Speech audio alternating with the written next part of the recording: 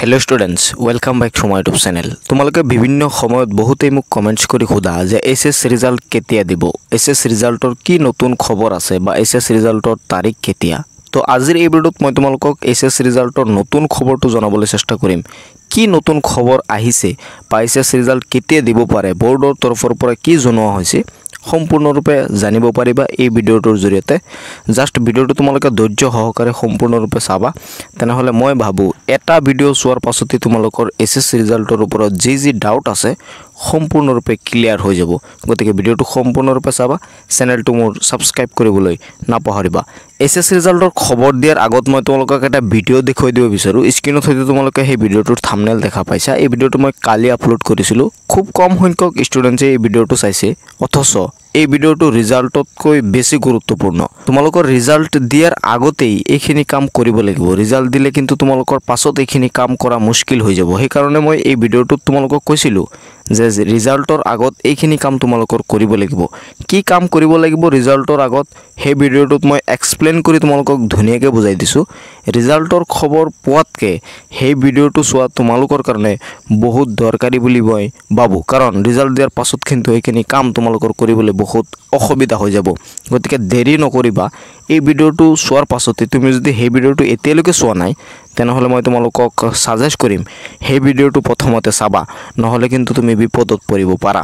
গতিকে ডেসক্ৰিপচন বক্সত হে ভিডিওটো লিংক দিয়া থাকিব মই তোমালোকক সাজেষ্ট কৰিম হে ভিডিওটো এই ভিডিওটো চোৱাৰ পাছত চাবলৈ নাপাহৰিবা নহলে এই ভিডিওটোৰ শেষলৈকে চাই থাকিবা লাষ্টত হে ভিডিওটো আহি যাব এন্ড স্ক্ৰিনত তোমালোকে কৰ্নাৰত চাবা হে ভিডিওটো আহি যাব তাত ক্লিক কৰি তুমি হে ভিডিওটো চাবলৈ নাপাহৰিবা তো এই ভিডিওটোৰ মেইন টপিক হল ৰিজাল্টৰ তাৰিখ তো তোমালোকৰ অহাই নাই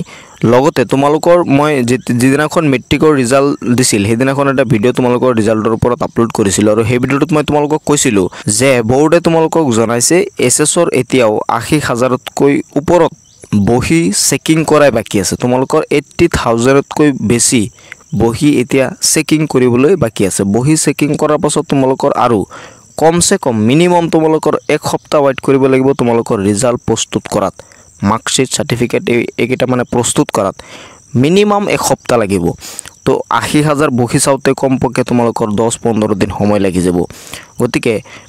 এপ্ৰিল মাহত তোমালোকৰ ৰিজাল্ট পোৱাৰ কোনো ধৰণৰ সম্ভাৱনা নাই লগতে বোৰ্ডৰ তৰফৰ পৰা মেট্ৰিকৰ ৰিজাল্টৰ সময়ত জনোৱা হৈছিল যে মেট্ৰিকৰ ৰিজাল্ট বিহুৰ আগত দিয়া হ'ব আৰু বিহুৰ আগতে মেট্ৰিকৰ ৰিজাল্ট দিয়া হ'ল আৰু এসএছৰ ৰিজাল্ট মেৰ প্ৰথম সপ্তাহত দিব বুলি বোৰ্ডৰ তৰফৰ পৰা জনোৱা হৈছিল গতিকে এপ্ৰিলৰ আজি 14 তাৰিখ এতিয়াও মে অহাৰ প্ৰায় 16 দিন সময় তোমালোকৰ বাকি আছে গতিকে এই কেইটা দিন তোমালোকৰ ওয়েট কৰিবই লাগিব এপ্ৰিল মাহত তোমালোকৰ ৰিজাল্ট পোৱাৰ কোনো ধৰণৰ চান্স নাই পালেও তোমালোকে এপ্ৰিলৰ শেষত বোৰ্ডে যদি ইচ্ছা কৰে তেনেহলে তোমালোকক এপ্ৰিলৰ শেষত ৰিজাল্ট দিব পাৰে নহলে মেৰ প্ৰথম সপ্তাহতে অৰ্থাৎ 5 পৰা 6 তাৰিখৰ ভিতৰত তোমালোকৰ ৰিজাল্ট ঘোষণা কৰিব তো এইটো আছে ৰিজাল্টৰ লেটেস্ট খবৰ তোমালোকে বহুতে যেহেতু বিভিন্ন সময়ত খুদি থাকা বা বহুতে হয়তো তোমালোকে লেটেস্ট খবৰ বা তোমালোকে হয়তো অফিচিয়াল খবৰ নাপাবও পাৰা তোমালোকে সেই কাৰণে খুদি থাকা নো প্ৰবলেম মই এই ভিডিওটোৰ জৰিয়তে তোমালোকক বোৰ্ডৰ লেটেস্ট খবৰটো জনাই দিছো ইয়াৰ বাহিৰে মই যি দুটা খবৰ কৈছো বোৰ্ডৰ তৰফৰ পৰা প্ৰথমতে জনোৱা হৈছিল যে মেৰ প্ৰথম সপ্তাহত তোমালোকক ৰিজাল্ট দিব আৰু লগতে আৰু এটা খবৰ জনাইছিল তেওঁলোকে যে তোমালোকৰ এতিয়াও ৮০,০০০তকৈ বেছি বহি চেকিং কৰাৰ বাকি আছে এই দুটা খবৰেই এসএস ৰিজাল্টৰ ওপৰত বোৰ্ডৰ তৰফৰ পৰা আহিছে ইয়াৰ বাহিৰে কোনো ধৰণৰ আপডেট বোৰ্ডৰ তৰফৰ পৰা তোমালোকৰ ৰিজাল্টক লৈ অহা নাই তো এই দুটা আছে লেটেস্ট খবৰ মই তোমালোকক জনাই দিছো ইয়াৰ বাহিৰে কোনো ধৰণৰ খবৰ কিন্তু এতিয়ালৈকে অহা নাই তোমালোকৰ ৰিজাল্ট পাবলৈ মে মাহলৈকে অপেক্ষা কৰিব লাগিব তো ইয়াৰ বাহিৰেও যদি হঠাৎ বোৰ্ডে ৰিজাল্ট ঘোষণা কৰি দিয়ে তেনেহলে কিন্তু তুমি এটো চ্যানেলৰ জৰিয়তে খবৰ পাই যাবা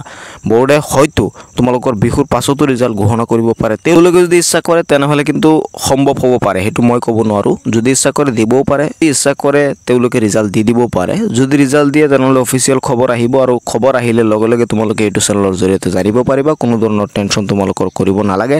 জাস্ট এই মোৰ চ্যানেলটো সাবস্ক্ৰাইব কৰি দিয়া লগতে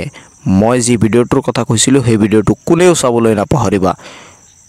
যদি এতিয়া এই ভিডিওটো নচোৱা আৰু এইখিনি কাম নকৰা তেনেহলে ৰিজাল্টৰ পাছত কিন্তু তোমালোকৰ প্ৰবলেম হ'ব পাৰে তেতিয়া কিন্তু তোমালোকে পেছত পৰিব পাৰা সেই কাৰণে এই ভিডিওটো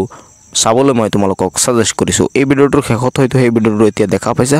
ক্লিক কৰি এই ভিডিওটো চাব পাৰা নহলে ডেসক্ৰিপচন বক্স চেক কৰি এই ভিডিওটো চাবলৈ নাপাহৰিবা তো আজিৰ এই ভিডিঅ'টো দেখি আছিল লগ পাম পৰৱৰ্তী ভিডিঅ'ত চাই থাকিব তোমালোকৰ আপোন চেনেল টেক অফ MH।